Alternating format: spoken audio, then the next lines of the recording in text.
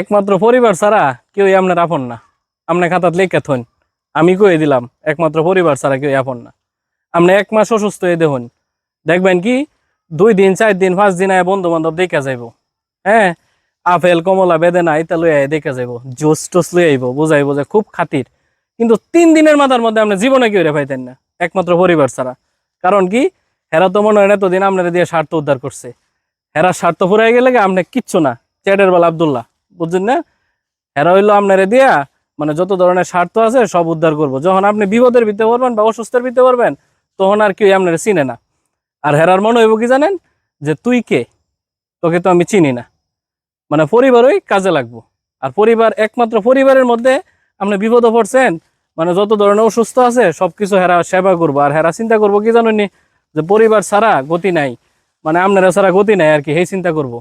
মানে বিপদে পড়ছেন, এটা আপনারা উদ্ধার করবো, কিন্তু কোন লোক আপনারা উদ্ধার করতে হইতো না। তাহলেই কই যে যা কিছু আছে সব বাদ দেন, একমাত্র পরিবারের সময় দেন, দেখবেন আপনার জীবন উন্নত।